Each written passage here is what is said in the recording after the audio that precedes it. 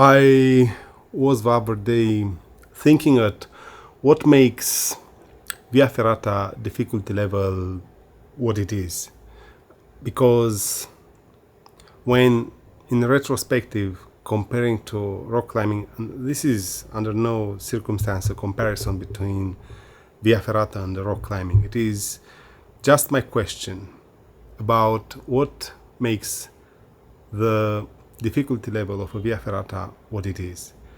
I was the other day on Hans Kammerlander Via Ferrata. It's a level E, a new one that I'm trying. I had that on my wish list for a while now, not too long because it was opened in 2022. It is a young Via Ferrata. I was there. I could see while advancing how it pushes me both physically and then mentally. It kept introducing element after element, all of them difficult, extremely difficult because it is a level E. It kept going. I was exposed to the sun. The sun was splashing straight onto the crag, onto me. I was worried about the water, if I have or not enough. Then the elements, they kept coming, none of them easy. It challenges your resilience. And at a point I had a vertical overhang where I was there, almost about to fall. While I was climbing, I started to think about it. What makes the difficulty of Via Ferrata what it is? What's the aim? For example, in rock climbing, we know the aim is to challenge you through technique and exercise to solve the route. We know that on rock climbing you are allowed to fall. Not that encouraged, but falling is just natural. It comes with the exercise. And that's that. Practically, the difficulty of rock climbing route is about challenging your skill set. And practically what makes a rock climbing route difficult is your ability to solve the exercise. Literally. Over and over again, you keep doing it until you solve it. You improve your technique, you get stronger, you do all these things. Eventually you make it. Because again, falling on rock climbing routes is part of the system, part of the exercise. But when it comes to Via Ferrata, what one should never do is falling. Now, I've seen people falling on Via Ferrata with nothing bad happening. The shock absorber didn't deployed, they not even had scratches.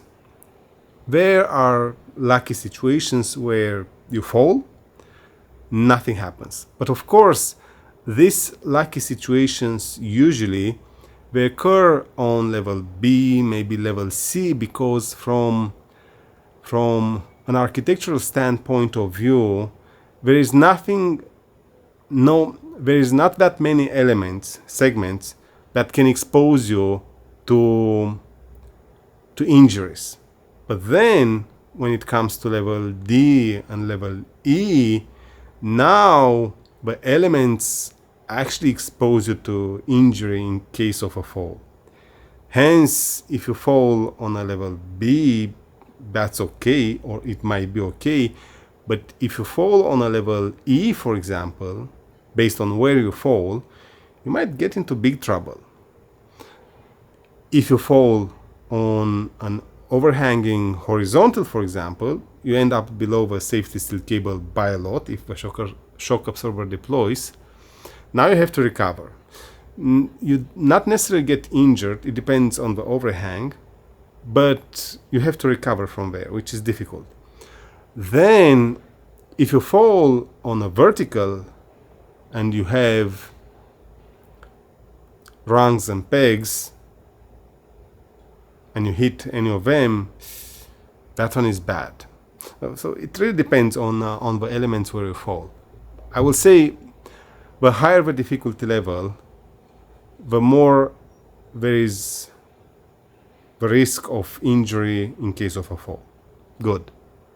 So this is the question, what makes the difficulty of a Via Ferrata what it is? Thinking about it, understanding that falling is not an option, practically what makes a Via Ferrata difficult, or what a difficult Via Ferrata tries to do, is to push you to the limit of falling or giving up. Now, the thing with giving up can be applied in rock climbing as well. You keep trying to solve the exercise, you cannot, and you give up, and that's that. It broke you, which gives the difficulty level of it. Okay, that one is one. Now, pushing you to fall is the other thing. A Via Ferrata that is extreme will always try to push you to that limit of falling. Nobody wants you to fall because this might mean injury or death. But how else can you make a Via Ferrata difficult? What can make a Via Ferrata difficult? Because if you don't fall, then how is that difficult, right? Now, to not fall, what happens there, and this is what might make it difficult, is your struggle to survival practically. You get there on the route, and the route might be long. You don't fall. Practically, the difficulty of that Via Ferrata fails by not making you to fall, which practically everyone wants that, for you not to fall. What they want is for you to get the thrill, for you to do the best you can in your abilities to not fall. But this might mean blisters. Look at, I don't know if you can see my palms. Let's see how they look after 3 weeks of Via Ferrata. They started to heal now, but yes, they get bad. And this happens in rock climbing as well. So you get the blisters. Then you start hitting the wall with your bones. And in general, you start using your whole body to just survive that route, right? The more difficult it is. And now comes this other thing where one might say, yes, but I'm training, I'm fantastically good. That's true. The more I exercise on level E Via Ferrata, the easier the level D become. I started now to climb the level D I like, and they're just too easy. So that's that. It is true, the more you do them, the easier it becomes. And now might be that thing of someone saying, yes, I would love more thrill, something even more challenging. Well, what that means, because at the end of the day, it will always be about forcing you, pushing you to fall. Practically, you get here in 2 case scenarios. One, maybe Via Ferrata of level F, G, and so can be built, or maybe the current typologies of segments you encounter on a Via Ferrata, maybe they cannot transpose into more difficult than what we already have. Probably what can make a Via Ferrata level G might be 2 hours of continuous overhang without you being able to touch the wall with your feet. But this becomes now absurd, right? If you stay and think. So one might come and say, yes, but I have a training. I can easily do level E. I want more. Okay. Now we get into that other fallacy. Let's suppose someone listens to this demand. They now build the level F, but an extremely difficult level F. Usually they put the very difficult segments at the beginning. if you solve that, there is in Switzerland the Via Ferrata, which I think it is level F. They have a level F segment right in the beginning. If you solve that, anything that comes after it is ED, it is easy.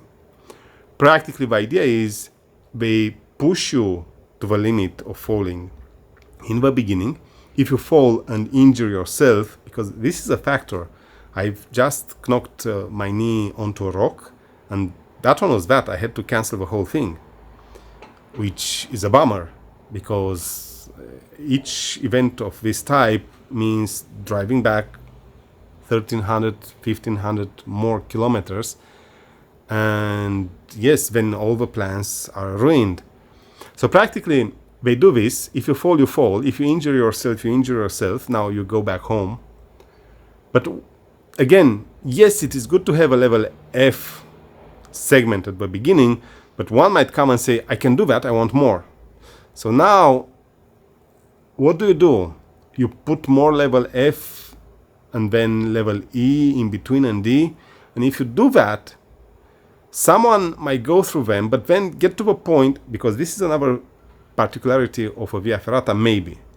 It applies to rock climbing as well, but in the case of rock climbing, because you have a gear, the system, you can belay yourself down, and that's that. You can rappel, and you're out of there. If you cannot solve the segment of the multi-pitch, or if you cannot solve that segment of a route, the belayer will just belay you down or rappel you down, or you can rappel down, and that's that.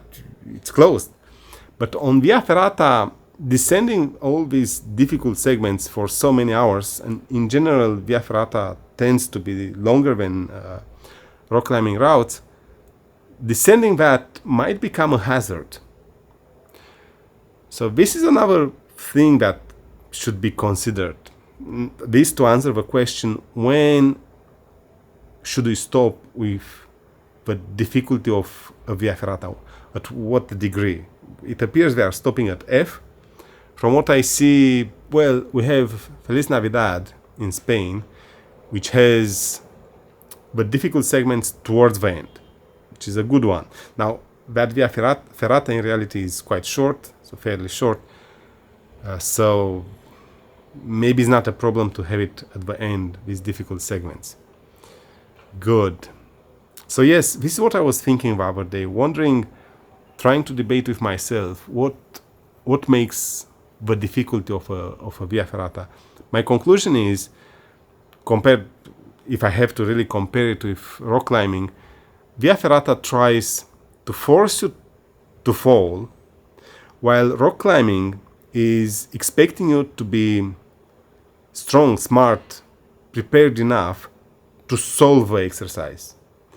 Practically, in the case of Via Ferrata, it's not about solving the exercise. Yes, you'll solve the exercise, you'll not fall and get up, but on Via Ferrata, it is about making you fail by pushing you to that limit of falling, because you don't want to fall, because you know falling is a no. You'll do all you can, but this all you can means you'll struggle for your survival practically. You'll somehow suffer. You'll self-inflict yourself pain to be able to go through a segment. Again, blisters, you might use your knee, which you should not do. You might use the arm hook, the forearm lock, for example. All these things which they leave marks at the end. Yes, interesting. I was, again, on Hans Kammerlander. They have 6 zones. 1, 2, 3, 4, 5, 6. It is quite long. Not that long, but still long enough. It keeps bringing elements. It keeps introducing elements. The more you go, the more elements to solve. Complex, difficult elements to solve you have. I got to a point towards the end where I literally was mentally tired, because it kept introducing new elements. Not necessarily difficult, but I was under duress, which made the whole thing interesting. I will definitely return, because it is an amazing Via Ferrata. I will try this year actually to return. They were not necessarily difficult elements, but they pushed my buttons. And the buttons were my resilience, my mental toughness, and then, of course, the physical aspect of it. It tried at any point to make me give up, which, of course, I didn't do. But it tried to do that. When I'm thinking at Schlossberg Via Ferrata, which is a constant overhang from a point onwards, it does the same thing. It keeps you there, pushes your buttons both physically and mentally. It tests your resilience overall. And you have to keep going and keep going and keep going, and it becomes harder and harder and harder.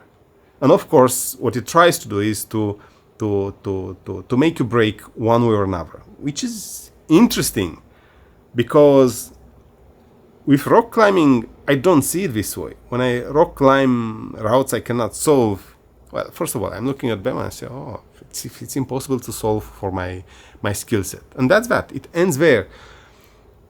Then, yes, you have a moments when you try to make a hold and you squeeze and you push and you push and you try and then you fall. But again, then you fall. And yes, now you are left with returning and trying to solve that. I'm not saying, I don't want to compare Via Ferrata with rock climbing. I'm only trying to properly think about the issue at hand. It's not an issue, about this idea of what gives the difficulty level of a Via Ferrata. What makes a Via Ferrata level E at the end of the day? Yes. And then when you solve that, what do you get out of it? Yes. This is what I was thinking on Hans Kammerlander. I highly recommend this Via Ferrata. It is a level E, but worth all the effort to just go and climb it. Yes. What gives a Via Ferrata? What gives to the difficulty of a Via Ferrata? It's great. Interesting question.